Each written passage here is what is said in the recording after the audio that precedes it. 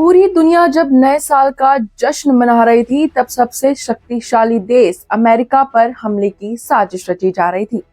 America के new Orleans में 1 जनवरी की रात नए साल का जश्न मना रहे लोगों को एक तेज रफ्तार पिकअप ट्रक ने रौंद दिया। ये घटना रात के 3:15 पर हुई, जब शहर की सबसे बिजी बर्बन स्ट्रीट पर हजार लोग जश्न मना रहे थे। अचानक एक गाड़ी भीड़ को रौंदते हुए आगे चली गई।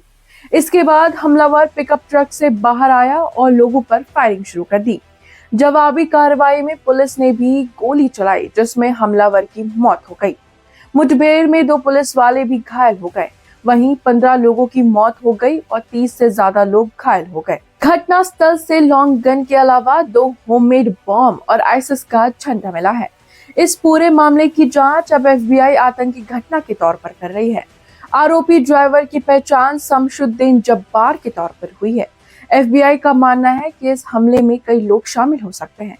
शमशुद्दीन इस हमले के लिए सिर्फ अकेले जिम्मेदार नहीं है। वहीं राष्ट्रपति जो बाइडेन ने कहा कि हमलावर की एक्टिविटी से लगता है कि वो आईसिस से प्रभावित था और ज्यादा से ज्यादा हत्या करने की कोशिश कर रहा था। भारतीय प्रधानमंत्री नरेंद्र मोदी ने ट्रंप से इस हमले को लेकर बातचीत की है। पीएम मोदी ने पीड़ितों के परिवारों के लिए संवेदना जताते हुए कहा कि आतंकवाद को जड़ से उखाड़ फेंकना चाहिए। जांच एजेंसियों ने बताया है कि हमलावर शमशुद्दीन जब्बार टेक्सास स्टेट का रहने वाला था और 2007 से 2020 तक अमेरिकी सेना में भर्ती था और सेना ने उसकी अफगानिस्तान में तैनाती भी की थी। ट्रक हमला करने से पहले जब्बार ने कई वीडियो भी रिकॉर्ड किए थे। एक वीडियो में उसने अपने परिवार को मारने की बात कही थी।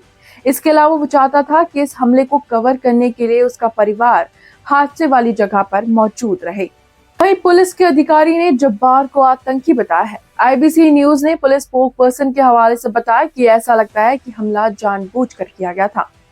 पिकअप ट्रक से इस्लामिक स्टेट का झंडा, हथियार और IED बरामद हुए हैं।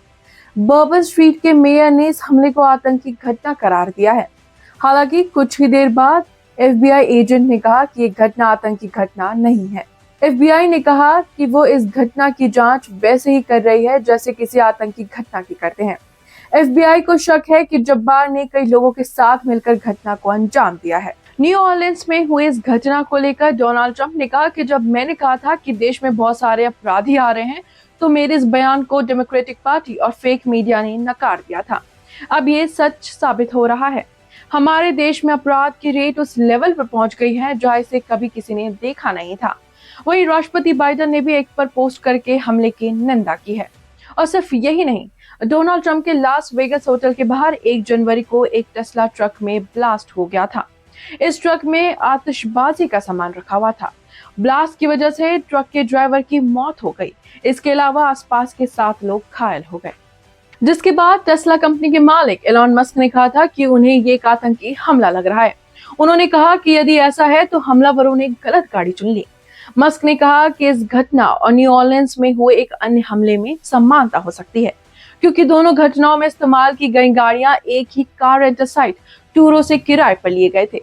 वहीं राष्ट्रपति बाइडेन ने जानकारी दी कि एजेंसियां न्यू ऑर्लिन्स में हुए हमले और ट्रंप के होटल के बाहर हुए ब्लास्ट के बीच लिंक की जांच कर रही है। इस वीडियो पर आपकी क्या राय है, हमें कमेंट सेक्शन में जरूर बताएं। और अगर जानकारी पसंद आई हो तो चैनल को सब्सक्राइब करना ना भूलें।